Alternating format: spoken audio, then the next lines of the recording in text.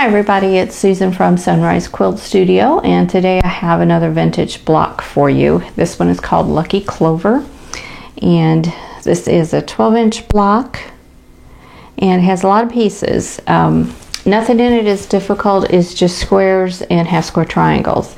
It's just with all the pieces it takes a little bit more time to put this together than some of the simpler blocks. So this one has several fabrics in it. I've got two different yellows and two different teals, and then I have a background, and then I have a center focus fabric. So you go through your stash and look at your scraps, and this would make this would be a good block for using your scraps with. So anyway, I hope you will give this one a try. Okay, here are the pieces that you're going to need to make the Lucky Clover. Now here's where I'm using triangle paper. This is for piece A and H, and for C and H. And for A you need two 3-inch squares, and for H you need four 3-inch squares, and for C you need two 3-inch squares. So that takes care of those. B is four 2.5-inch squares. D is four 2.5-inch squares. E is four 2.5-inch squares. F is four 2.5-inch squares. G is one 4.5-inch square, and I is eight 2.5-inch squares. So I is your background. So you have I and H are your backgrounds, and this is your focal. This is the center of the block, so this is a focal fabric. So we'll get started sewing this together, and I'm going to start by making the half square triangles. Now the instructions will have the traditional method listed for you, but I'm going to use triangle paper today, as that's what I've had cut out, and quite frankly I don't know where my triangle paper is at the moment, so this may be the last block I make with triangle paper for quite some time. So anyway, I'm going to adjust the camera and we'll get some sewing done. Okay, I'm going to start making the half square triangles first using the triangle paper, and I have my A piece, which is this yellow, and then I have this as a background, and I'm just going to line those up and then center the triangle paper on there, and I'm going to go ahead and pin so it doesn't shift, and I'll remove the pins as I go, but this I'm keeping them out of the way of the sewn lines and the sewing lines, and the sewing lines on here are the dotted lines. Now there's different kinds of triangle paper on the market, so you just need to follow the directions for the paper that you have. And I'm going to set this on stitch length is going to be 2.0, and I have my 1/4-inch foot, and today I have all-purpose thread in the machine. So let's just go ahead and sew on these dotted lines. Now I have a different lighting setup. I just have an OttLite shining. It's right here. You can see the base, a little bit of the base right here. My lighting kit is in storage, and I haven't been able to find it. I've been looking, but I haven't found it yet. So hopefully I'll be able to find it in the next week or so. But here we go.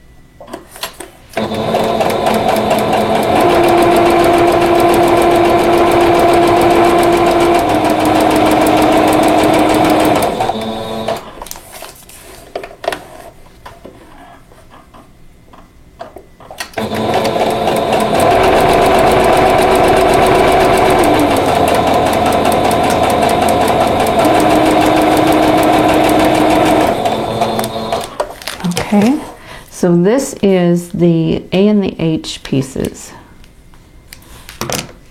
And I'm going to go ahead and sew the C and the H.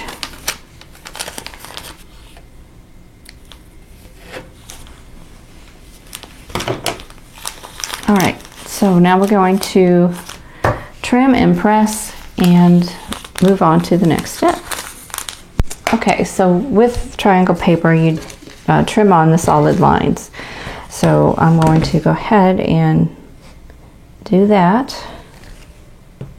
And I'm going to do the outside first and use whatever size ruler you're comfortable with. Since these pieces are about 6.5 inches long. How long are they? They'll be about 5.25. I'm using a larger ruler. This is a 10 by, or a 13 actually, by 6.5.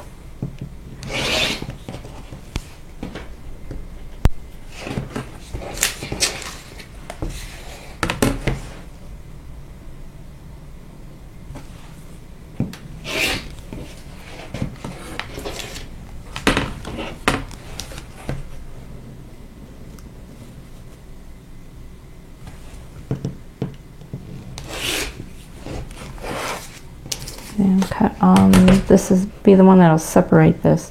So I will have 4 half square triangles from each set here. Okay, so I'm just going to tear the paper off, and then I'm going to press towards the dark fabric and move on to the next step. Okay, so now I'm going to press these towards the dark fabric, which is the yellows.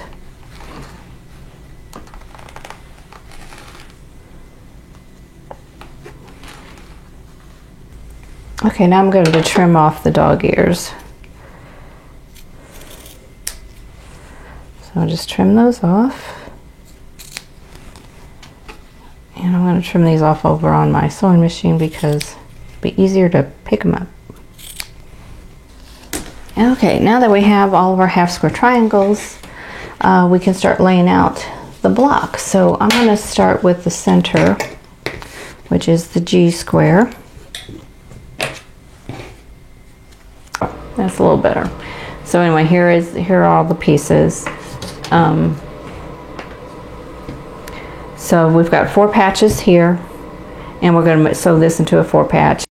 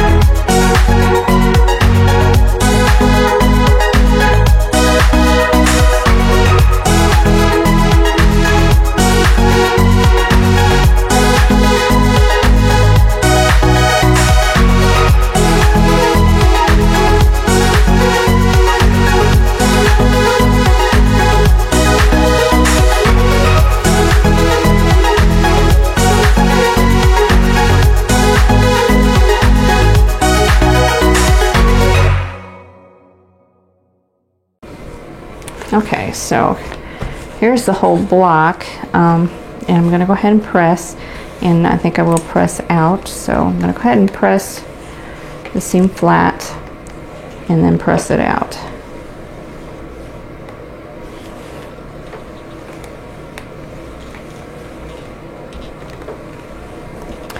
Now you can sew this together by rows instead of by units like I did here, but you have to have units to do your middle row anyway, because you've got a bigger piece here in the center.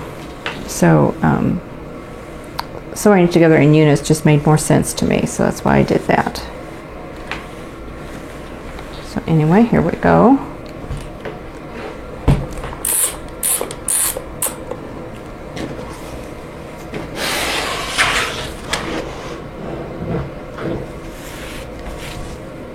Okay, that is it for the Lucky Clover block, and this is the block that I finished.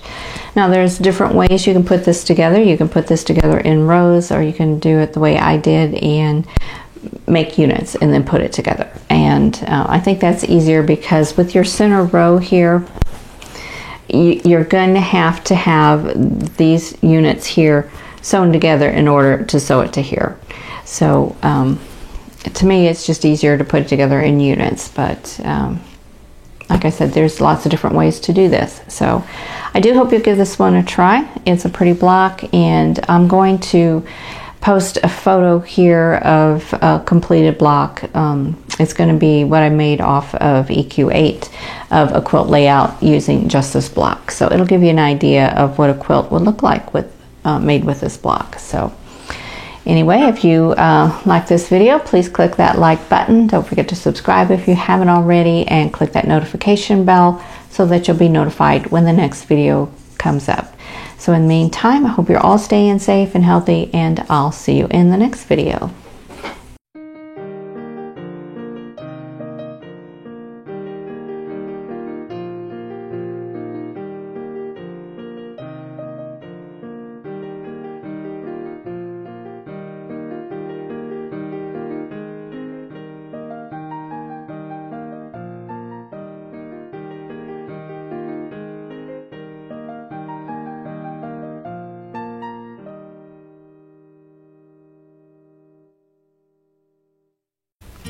Thanks for watching. For more quilting ideas, click on the video links. And to keep up with my latest projects, click on the subscribe button. I hope to see you again soon.